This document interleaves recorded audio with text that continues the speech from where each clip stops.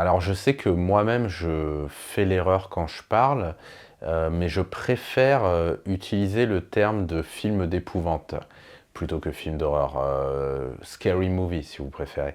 Rien à voir avec la comédie en question. Parce que film d'horreur, tout de suite, dès qu'on dit horreur, on se dit qu'on va voir des choses horribles, et cetera. Alors que film d'épouvante, pour moi, l'idée c'est du film, c'est avant tout de faire peur. Et en soi, je vois moins de problèmes entre guillemets à faire peur que de faire vraiment de l'horreur. Enfin, s'il doit y avoir vraiment des problèmes. Mais en tout cas, je veux pas que les gens pensent que le film est gore, par exemple, parce que il y a littéralement, il y a vraiment pas de sang, on va dire pas beaucoup, de loin, ou des choses comme ça. Donc je veux pas qu'on le confonde avec un film d'horreur. Ensuite, la réalité, c'est que c'était pas prévu de commencer par un film d'épouvante. La réalité, c'est qu'on était en train de préparer un film d'amour, que même on avait tourné une première scène, et c'était vraiment bien commencé, même si on était aussi sur la pré-prod du film d'horreur. Mais en fait, le film d'amour aurait dû se tourner en premier. Et ce qui s'est passé, c'est qu'il y a eu le Covid. Il y a eu le Covid qui est arrivé, il y a eu le confinement, etc. Et de la manière dont on voulait tourner notre film d'amour en extérieur, etc., c'était plus possible de le tourner.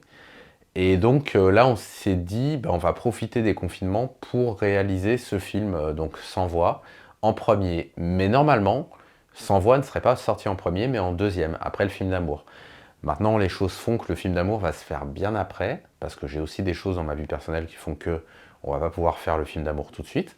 Mais en tout cas, à la base, c'était un film d'amour qui aurait dû être fait en premier. Ensuite, ce qu'il faut savoir par rapport à tout ça, c'est que c'est une bonne chose de commencer par un film d'horreur dans une carrière, enfin un film d'épouvante, je pense, parce que beaucoup de réalisateurs ont commencé par des films d'épouvante, et le cinéma d'épouvante oblige à réfléchir sa mise en scène. C'est-à-dire que si vous faites une comédie, moi je pense que dans tout le cinéma, on devrait réfléchir sa mise en scène.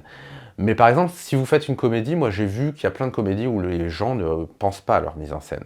Ils posent leur caméra en plan large, et ensuite ils laissent les comédiens faire, et puis ils ont quelques autres caméras qui font des gros plans, et puis basta, il n'y a rien de pensé. Sur un drame, il y a des gens qui ne pensent pas à leur mise en scène aussi. Là où le film d'horreur, lui, oblige à penser sa mise en scène. Parce que si vous ne pensez pas à votre mise en scène sur un film d'horreur, tout simplement, vous ne pouvez pas surprendre les gens.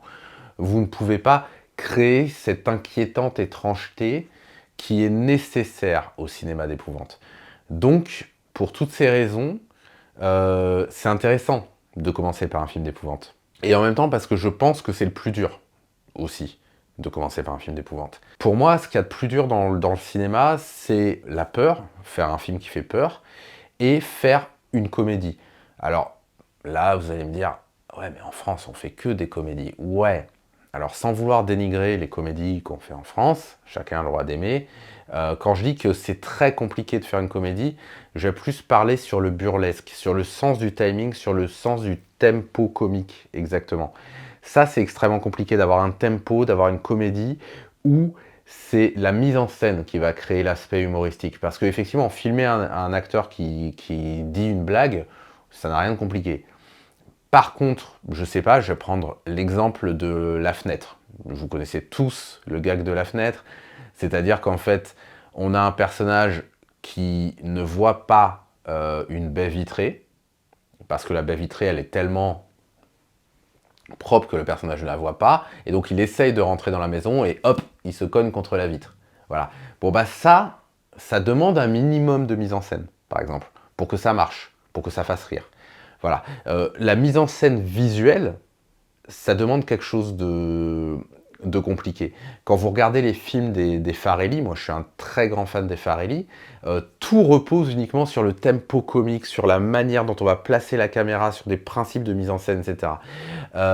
Donc voilà, pour moi la comédie et l'épouvante sont deux genres qui nécessitent vraiment une mise en scène. Et comme nous, on en est à notre premier film, et qu'on espère en faire d'autres, commencer par un film d'épouvante, c'est un peu une carte de visite, c'est un petit peu pouvoir montrer un peu ce qu'on sait faire, c'est un peu l'équivalent des bandes démos, de ce genre de choses.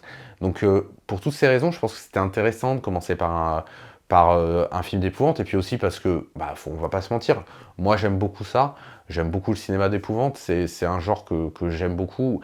Après, sans se mentir non plus, c'est vrai que dans le cinéma, j'aime un peu tous les genres, mais en tout cas, moi j'étais très heureux de commencer par ça.